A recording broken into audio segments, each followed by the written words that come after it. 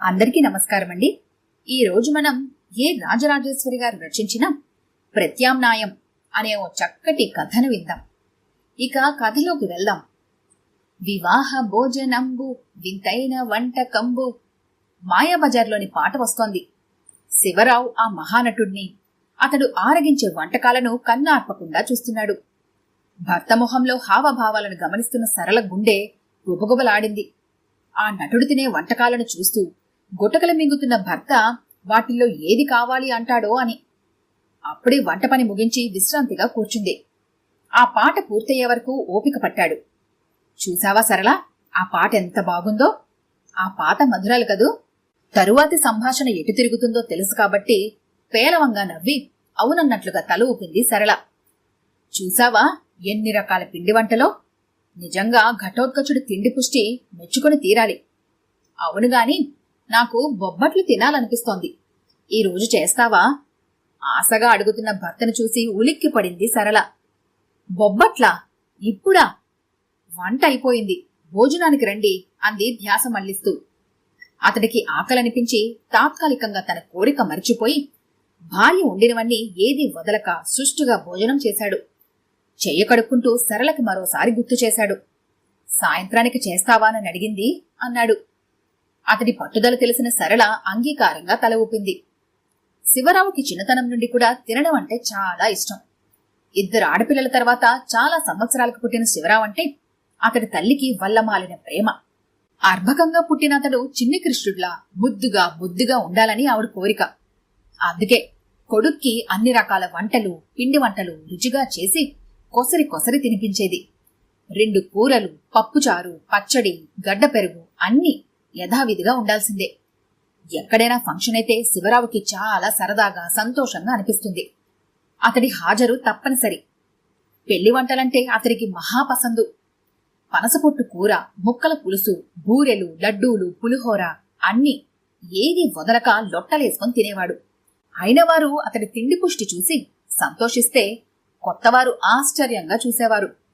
శివరావు ఉద్యోగంలో చేరాక సంబంధాలు రావడం మొదలుపెట్టాయి. అక్కలకు పెళ్లిళ్ళై వెళ్లిపోయారు. బాదరాబందీలు ఏమీ లేవు. మంచి ఉద్యోగంలో ఉన్నాడు. గొప్ప సంబంధాలు కోరి చేసుకుంటామన్నా పట్టించుకోక తల్లికి తన మనసులోని మాట చెప్పాడు. అమ్మాయి అందంతో డబ్బుతో పని లేదని, తల్లి చేసినట్టుగా రుచిగా వండి పెడితే చాలని.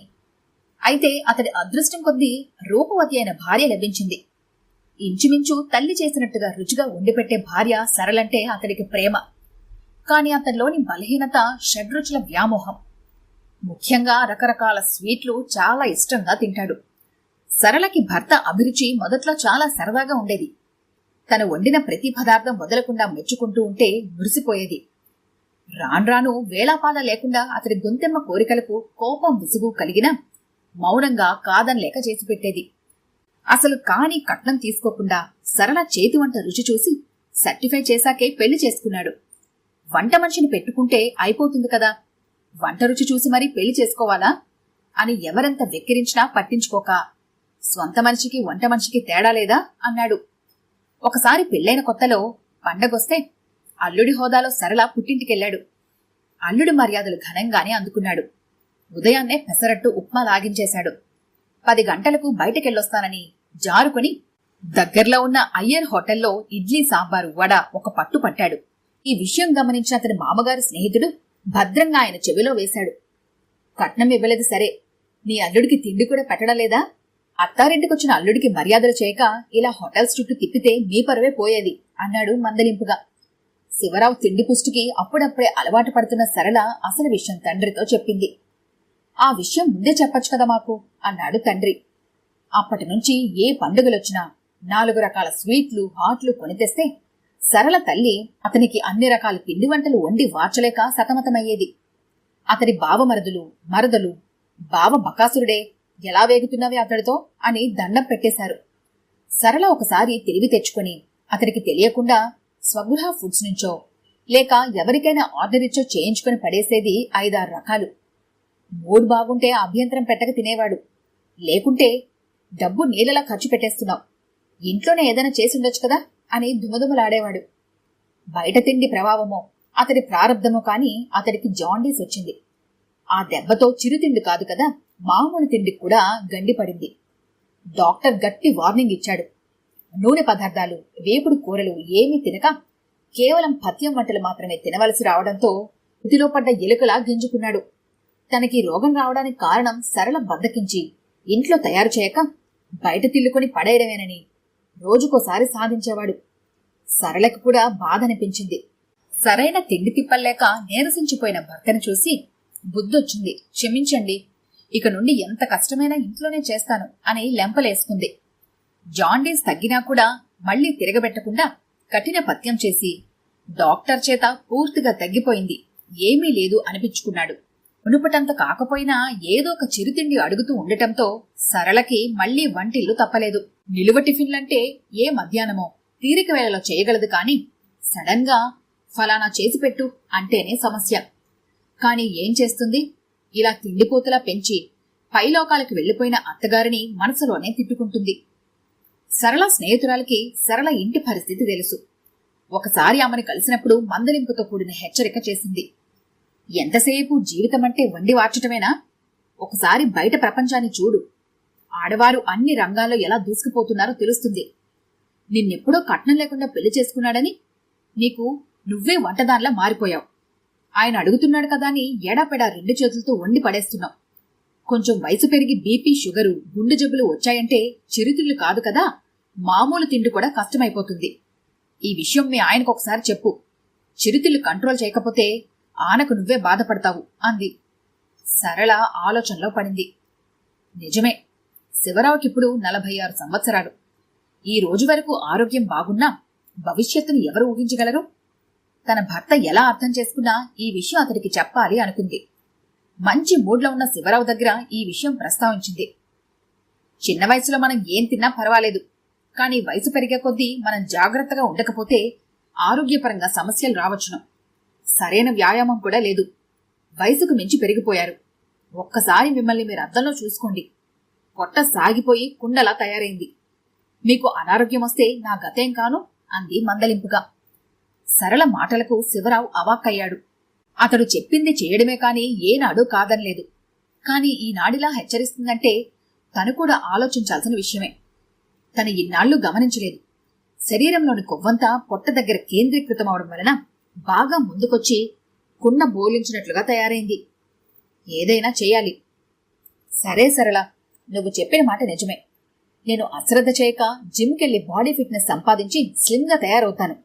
నా వీక్నెస్ నీకు తెలుసుగా, నువ్వు మాత్రం స్వీట్లు చిరుతిళ్ళు మానమని చెప్పొద్దు అన్నాడు. అతడి మొండి వైఖరికి సరళ గాఢంగా నిట్టూర్చింది. శివరావుకి ఈ మధ్య తరచూ దాహం అనిపించడం, తరచూ బాత్రూం అవసరం కలగడం, ఆకలి పెరగడమే కాకుండా బరువు కూడా బాగానే తగ్గాడు. తను కష్టపడి వ్యాయామం చేయడం వల్లనే ఈ మార్పులన్నీ అని సంబరపడ్డాడు. కాని ఏ పని చేసినా తొందరగా అలసిపోయేవాడు. సరళకి మనసులో అనుమానం కలిగి భర్తను పోరింది. ఎందుకైనా మంచిది, ఒకసారి డాక్టర్ని కలిసి పరీక్షించుకోండి అంది. అలాగే వెళ్తాలే అంటూ అశ్రద్ధ చేయసాగాడు. ఒకవేళ డాక్టర్ దగ్గరికి వెళితే తనకేదైనా ఉందని చెబితే తన నోరు పూర్తిగా కట్టుకోవాల్సి వస్తుంది అని. చిన్నప్పటి నుంచి తనకు స్వీట్లంటే చాలా ఇష్టం. కర్మకాలి తినకూడదంటే అందుకే డాక్టర్ని కలవడం లేదు.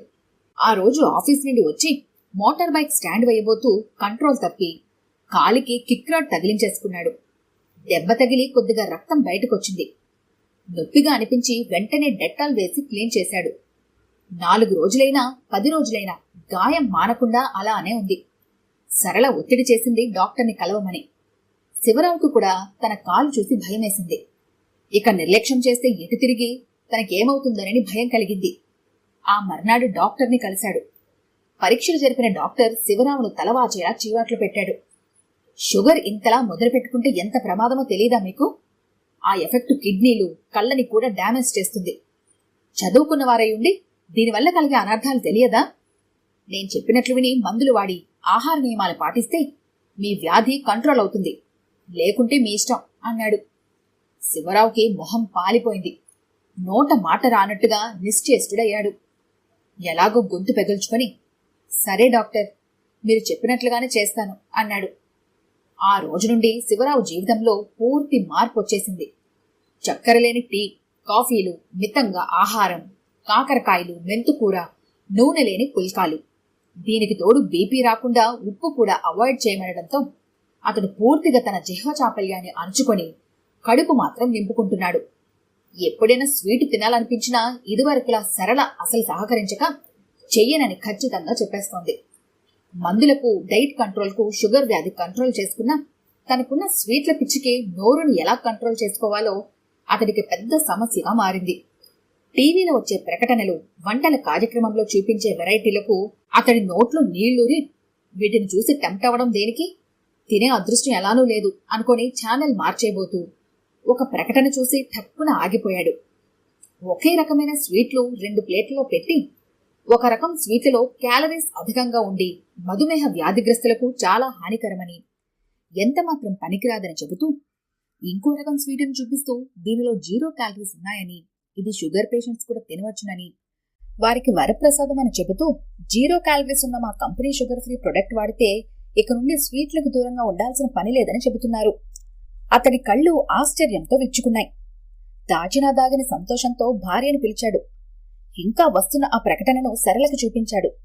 సరళకి ఆ ప్రకటన గురించి ఎప్పుడో తెలుసు. అతడు మాత్రం ఈరోజే చూస్తున్నాడు. అతడి మనసు గ్రహించిన ఆమె, సరే డాక్టర్ని అడగండి, ఆయన అనుమతిస్తే ఎప్పుడైనా తిందురుగాని అంది. శివరావు డాక్టర్ ముందు వాలాడు. అతన్ని పరీక్షించిన డాక్టర్, పర్వాలేదు, మీ వ్యాధి కంట్రోల్లోకి వచ్చింది, 0 క్యాలరీస్ ఉన్న స్వీట్లు ఎప్పుడైనా తినచ్చు అని గ్రీన్ సిగ్నల్ ఇచ్చాడు. శివరావుకి తన స్వీటు సమస్యకు పరిష్కారం దొరికినందుకు ఏనుగెక్కినంత సంబరంగా ఉంది.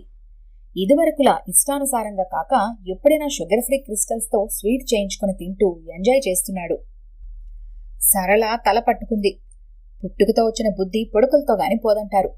షుగరు వ్యాధి పుణ్యమాని తన స్వీట్లు పిచ్చి తాత్కాలికంగా అణుచుకొని దానికి ప్రత్యామ్నాయం దొరకగానే తన తీయని కోరికని బయటపెడుతున్నాడు. ఏదైనా గ్రహదోషాలు, వాస్తుదోషాలు ఉన్నప్పుడు వాటిని పోగొట్టుకున్నందుకు గృహశాంతికి ప్రత్యామ్నాయం వెతుకుతుంటారు. దోషమున్న దానిని తొలగించి సబ్స్టిట్యూట్గా వేరేది ఉపయోగిస్తారు. ఒకప్పుడు మధుమేహం అంటే సగం చచ్చిన వారితో సమానంగా భావించి ఆహార నియమాలు పాటిస్తూ నిస్సారమైన జీవితాన్ని గడిపేవారు.